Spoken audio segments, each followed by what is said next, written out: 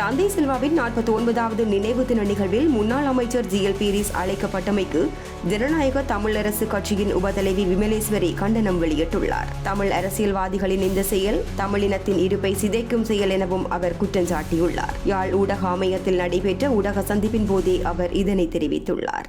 இந்த முறை வழமைக்கு மாறாக ஒரு மாற்றம் கொண்டு வரப்பட்டிருக்கின்றது. எவ்வளவு தூரம் எங்களுடைய தமிழ் தேசியம் விலை போயிருக்கின்றது என்பதை நாங்கள் பார்க்கும் பொழுது தெரிகின்றது. அதாவது அரசியல் என்றால் அம்மனமாக நின்றாலும் அரசியல் செய்வோம் என்று சொல்லி நிற்கின்ற எங்களுடைய அரசியல்வாதிகளுக்கு சமஷ்டி சீர்திருத்தம் பற்றி சொல்ல வந்திருக்கின்றார். இந்த 49வது ஆண்டிலே ஜிஎல் பீரிஸ் வருகின்றார்.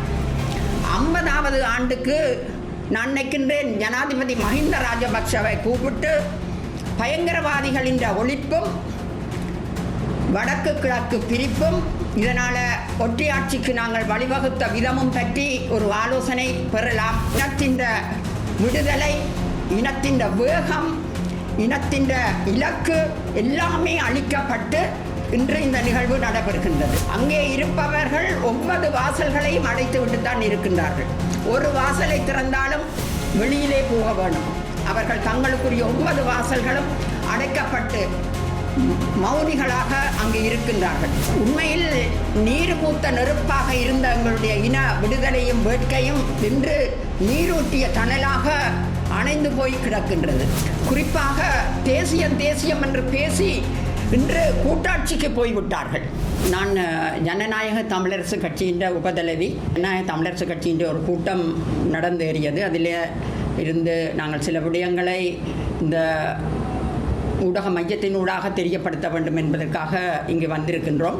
தந்தை செல்வா அவர்களின் 49வது நினைவு நாள், 49வது வருடம். இந்த நேரத்தில் நாங்கள் தொடர்ந்து பல வருடங்களாக இந்த நினைவு நிகழ்ச்சியில் நாங்கள் கலந்து கொண்டிருக்கின்றோம். அது கட்சிக்கு அப்பால் அந்த நினைவு நிகழ்ச்சி எங்களுக்கு எல்லோருக்குமே பொதுவான ஒரு நிகழ்ச்சி. எனவே நாங்கள் அது கட்சி வேறுபாடின்றி கலந்து கொண்டிருக்கின்ற ஒரு நிகழ்ச்சியில் எந்த கட்சியாக இருந்தாலும் தந்தை செல்வாவுக்காக எல்லோரும் கலந்து கொள்வது வழக்கம். ஆனால் இந்த முறை வழமைக்கு மாறாக ஒரு மாற்றம் கொண்டு வரப்பட்டிருக்கின்றது. முக்கியமாக இந்த நினைவு நிகழ்ச்சியிலே எங்களுடைய முன்னாள் பாராளுமன்றத்தில் இருந்தவரும் அமைச்சராக இருந்தவருமான ஜிஎல் பீரிஸ் அவர்கள் அழைக்கப்பட்டிருக்கின்றார். அவர் இங்கு அழைக்கப்பட்டதின் காரணம் சமஷ்டி அரசியலையும் பற்றி அதில் சீர்திருத்தத்தையும் பற்றி உரையாற்றுவதற்காக இந்த இடத்திலே அழைக்கப்பட்டிருக்கின்றார். எல்லோருக்கும் தெரியும் அவர் ஜிஎல் பீரிஸ் யார் என்றது எல்லோருக்கும் தெரியும். சந்திரிகா காலத்திலிருந்து மஹிந்த காலம் வரைக்கும் அவர் அதிகமான பேச்சுவார்த்தைகளில் ஈடுபட்டவர் எங்களுடைய விடுதலை போராளிகளுடன். குறிப்பாக அதிகமான பேச்சுவார்த்தைகளில் கலந்து கொண்டவரும் இவர். கூடுதலாக ஜெர்மனியில் நடந்த பேச்சுவார்த்தை, ஒஸ்லோவில் நடந்த பேச்சுவார்த்தை, தாய்லாந்தில் நடந்த பேச்சுவார்த்தை, இப்படியாக பல பேச்சுவார்த்தைகளில் இவர் பிரசன்னமாக இருந்தார் அரசாங்க தரப்பில். சமாதான பேச்சுவார்த்தைகள். ஆனால் அத்தனை சமாதான பேச்சுவார்த்தைகளையும் முறியடித்து வெற்றி கண்டவர் இந்த ஜிஎல் பீரிஸ். குறிப்பாக ஒரு முறை இந்த பேச்சுவார்த்தையிலே சில உடன்பாடுகள் வருகின்ற பொழுது அப்பொழுது ஜனாதிபதியாக இருந்த மஹிந்த ராஜபக்ஷ கூட சரி இதில் கொஞ்சம் அனுசரித்து போகலாம் என்று சொன்ன போது கூட இவர் கடைசி வரையும் அதை அனுசரித்து போக முடியாதென்று சொல்லி அந்த பேச்சுவார்த்தையை குழப்பியிருந்தார். இன்று இந்த தந்தை செல்வாவின் நினைவு நாளிலே அவர் சமஷ்டியை பற்றி சீர்திருத்தம் பற்றி பேச இங்கு வந்திருக்கின்றார். எவ்வளவு தூரம் எங்களுடைய தமிழ் தேசியம் விலை போயிருக்கின்றது என்பதை நாங்கள் பார்க்கும் பொழுது தெரிகின்றது. எங்களுடைய சமாதானத்தை குழப்பி சமாதானத்திலே வருகின்ற அந்த பெறுபேறுகளை குழப்பி எங்களோட மக்களை நிற்கதியாக்கி இந்தளவிலே கொண்டு விட்டதிலே பெரும் பங்காற்றியவர் தான் படித்தவர் என்பதால் அந்த கல்விமான்களை தன் பக்கம் வைத்துக்கொண்டு அந்த பேச்சுவார்த்தையை குழப்பி, குறிப்பாக எங்களுடைய அரசியல் துறையில் இருந்த ஆலோசகராக இருந்த அண்டன் பாலசிங்கத்துக்கே பெரிய பிரச்சனையை கொடுத்தவர் இந்த ஜிஎல் பீரிஸ்.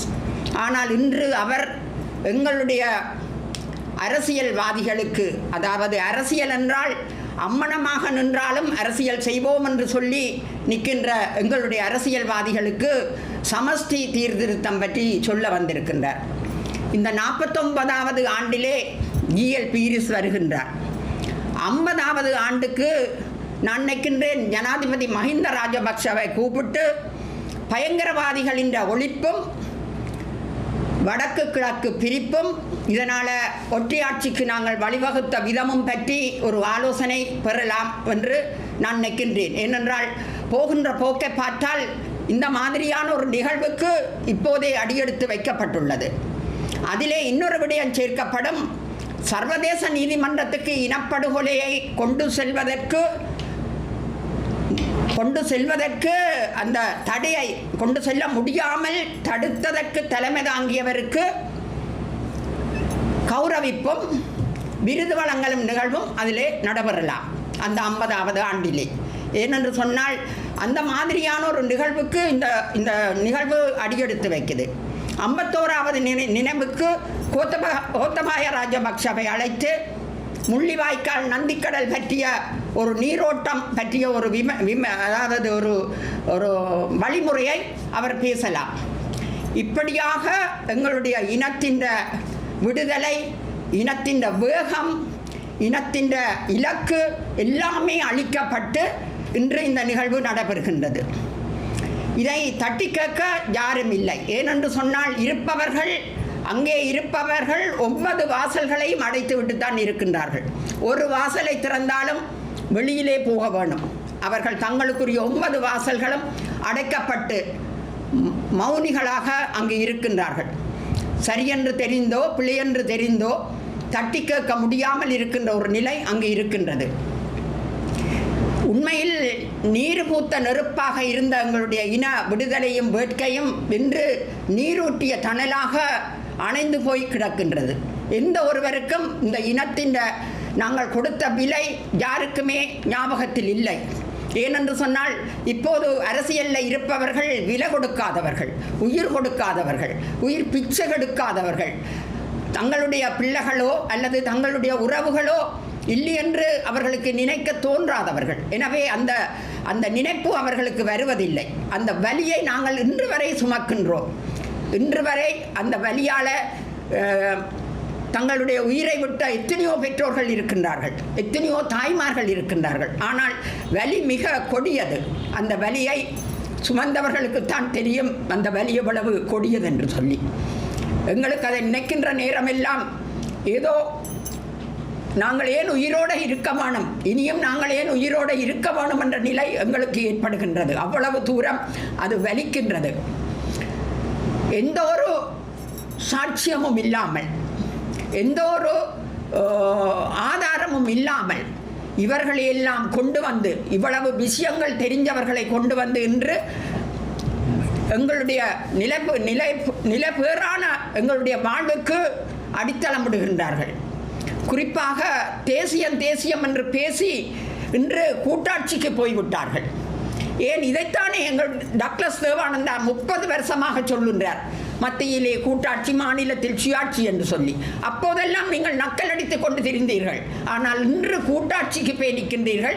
இனி ஒரு தடவை அவரையும் கூப்பிட்டு மத்தியிலே கூட்டாட்சி எப்படி, மாநிலத்தில் சுயாட்சி எப்படி என்று இந்த சீர்திருத்தம், சமஷ்டி சீர்திருத்தம் மாதிரி ஒரு நிகழ்வுக்கு அவரையும் கூப்பிட்டு நீங்கள் விரிவுரையை எடுத்திருக்கலாம். நீங்கள் அந்த விரிவுரை நிகழ்ச்சியிலே அவரை விரிவுரையாளராக்கி கலந்திருக்கலாம். ஏனென்றால் இவர் துணை முதல்வர், மேதாவி, சட்ட வல்லுநர் ஜிஎல் பீரிஸ். அவர் 30 வருஷமாக அந்த தன்னை கொள்கையிலேயே நிற்கின்ற ஒரு ஆளை கொண்டு வந்து நீங்கள் வகுப்படுங்கோ. உங்களுக்கு வகுப்படுக்க அவர்தான் சரியான ஆள். ஏனென்று சொன்னால் அந்த அளவில் எங்களோட தேசியத்தை நீங்கள் காலில் போட்டு மிரித்து இன்னொருவருக்கு அதை தாரமாக்கின்ற நிலைக்கு நீங்கள் எங்களோட தேசியத்தை கொண்டு வந்து விட்டுவீர்கள். இன விடுதலையை நீங்கள் எரிய வைத்து விட்டீர்கள். எங்களோட இன விடுதலையை எங்களுக்கு நினைக்க கொதிப்பாக இருக்கின்றது. கதைக்க கண்ணீர் வருகின்றது. இந்த அளவிலே போனாலும் கூட இப்பொழுது இந்த இறையாண்மை தீர்மானம், தந்தை செல்வா கொண்டு வந்த இறையாண்மை தீர்மானம் வட்டுக்கோட்டை தீர்மானமாக 50வது ஆண்டு இந்த மாதம் நடைபெறப் போகின்றது. மே மாதம் 30ஆம் தேதி 50வது ஆண்டு தீர்மானமாக நடைபெறுகின்றது. அதே 50வது ஆண்டிலே தான் இந்த போராட்டம் தொடங்கி இன்று 50வது ஆண்டை எட்டுகின்றது. எங்களுடைய தமிழீழ விடுதலை போராட்டம் 50வது ஆண்டையும் எட்டுகின்றது. இந்த நேரத்திலே எங்களுடைய நிலையை மக்கள் யோசித்து பாருங்கள். உணர்வுள்ள மக்கள், நாங்கள் எல்லாரையும் மக்கள் என்று சொல்ல முடியாது. இந்த இன உணர்வுள்ள மக்கள், இனத்தின் விடுதலைக்காக உயிரை கொடுத்தவர்கள், அவர்களை யோசித்து பாருங்கள். யாரையுமே யோசிக்காமல் நீங்கள் இருந்தீர்கள் என்றால் எங்களுடைய இனம், எங்களுடைய தனித்துவம், எங்களுடைய தன்மை எல்லாமே அற்று போகிற ஒரு நிலைக்கு நாங்கள் வந்து விடுவோம். தயவு செய்து கொஞ்சமாவது சிந்தியுங்கள். இந்த மே 30ஆம் தேதி வர இந்த வட்டுக்கோட்டை தீர்மானத்துக்கு நீங்கள் வலி சேர்க்க வேண்டும். இந்த மாதிரி அந்த வலி சேர்த்தால் மட்டுமே எங்களால் மேலெழுந்து வர முடியும். ஏனென்று சொன்னால் நாங்கள் அமுக்கப்பட்டு அடக்கப்பட்ட ஒரு இனமாக இன்றைக்கு மாறியிருக்கின்றோம். எல்லா விதமான சூழ்நிலைகளும் சமமாக போய்கொண்டிருக்கின்றன, அதாவது சாதாரணமாக போய்கொண்டிருக்கின்றன. ஊர் 2 பட்டால் கூத்தாடிக்கு கொண்டாட்டம் என்ற மாதிரி மாவட்ட அபிவிருத்தி குழு கூட்டங்களிலும் ஊர் 2 படுகின்றது. அதிலே கூத்தாடிக்கு அது கொண்டாட்டமாகத்தான் இருக்கின்றது. நாங்கள் அந்த கூட்டங்களிலே நடைபெறுகின்ற அடிபாடுகள், சண்டைகள் அவர்களுக்கு சந்தோஷமாக இருக்கின்றது. எனவே இந்த மாதிரியான ஒரு பிரச்சனையை, அதாவது எல்லோரும் அதிகமாக சொல்லுவார்கள், சாவகச்சேரி சாவகச்சேரி சாவகச்சேரி தான் பொறுப்பு சொல்லணும், சாவகச்சேரி தான் இதுக்கு பதில் சொல்லணும். எந்த ஒரு இணையதளத்தில் எடுத்தாலும் ஏதாவது நடந்தால் சாவகச்சேரி ஆக்களுக்கு சமர்ப்பணம். ஏன் நீங்கள் சாவகச்சேரியை இழுக்கிறீர்கள்? சாவகச்சேரியில் 6000 ஓட்டு தான் அவர்களுக்கு கொடுத்தது. ஆனால் எங்களுடைய தலைவர் தான் தலைமறைவாகி இருந்த காலம் 14 வயசுக்கு பிறகு, 16 வயசுக்கு பிறகு அவர் இருந்ததே தென்மராட்சியில் தான். அதிகமான தமிழீழ விடுதலை போராட்டத்திலே அதிகமான தொழில்துறை தலைவர்களை நியமித்ததும் தென்மராட்சி தான். தமிழ்ச்செல்வன் அரசியல் துறை தலைவர், பாப்பா விளையாட்டுத்துறை தலைவர், ரேகா மருத்துவத்துறை தலைவர், வனவளத்துறை சக்தி, நிதி பொறுப்பாளர் ரவி, இப்படியாக அதிகமான இலாகாக்களை கொடுத்திருந்தவர் சாவகச்சேரி மக்களிடத்திலே. அதாவது சாவகச்சேரி இளைஞர்களிடத்திலே தான் அவர் அதிகமான துறைகளை கொடுத்திருந்தார். வேறு எங்கும் இந்த துறைகள் கொடுக்கப்படவில்லை. அப்படியான ஒரு சாவகச்சேரியை மிக இழிவாக சாவகச்சேரி மக்கள் பதில் சொல்ல வேண்டும். நீங்கள் படிக்காதவர்கள் என்ற மாதிரியான ஒரு கருத்தை தயவு செய்து தவிர்த்துக் கொள்ளுங்கள். 2 லட்சம் வாக்குகளுக்கு மேலே சாவகச்சேரியில் இருக்கின்றது. ஆனால் 6000 வாக்குகளை போட்டதால நீங்கள் சாவகச்சேரி மக்கள் என்று எதற்காக சொல்ல வேண்டும்? சாவகச்சேரி மக்கள் நிறைய தலைவருக்கு நிறைய ஆதரவாக இருந்தார்கள், நிறைய அர்ப்பணிப்பு செய்தார்கள். இந்த மாதிரியாக கொடுத்தவர்களை கூட அதாவது கீழ்த்தரமாக நினைக்கின்ற ஒரு நிலை இன்று வந்திருக்கின்றது. அதாவது இந்த துப்பாக்கி கலாச்சாரம், பெண்களுக்கு எதிரான துப்பாக்கி கலாச்சாரம் கூட இன்று வந்துவிட்டது. சட்டம் கூட ஒரு கொலை செய்தால் 14 நாளிலே அவர் வெளியிலே வருகின்றார். எந்தவித பாதுகாப்பும் பெண்களுக்கும் இல்லை, எந்தவித பாதுகாப்பும் இந்த மனிதர்களுக்கும் இல்லை. இந்த மாதிரியான ஒரு நடைமுறைக்கு மாறான ஒரு தேசம் எங்களோட நாட்டிலே நடைபெற்று கொண்டிருக்கின்றது. நித்தம் சாவு, நித்தம் விபத்து, நித்தம் பெண்களுக்கான பிரச்சனை, இப்படியாக ஓடிக்கொண்டே எங்களுடைய நாடு போய்கொண்டிருக்கின்றது. தயவு செய்து மக்கள் கொஞ்சமாவது நீங்கள் உணருங்கள், யோசியுங்கள். எல்லாவற்றையும் நீங்கள் கடந்து செல்லாதீர்கள். எல்லாவற்றையும் கடந்து சென்று விட்டால் நாங்களுக்கு எதுவுமே மிஞ்சாது. எல்லாமே எங்களுக்கு தான்.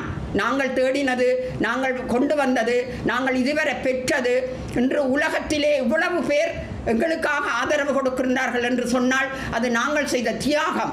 அதையாவது யோசியுங்கள். இந்த தியாகம் எவ்வளவு வலிமையானது என்றதை யோசியுங்கள்.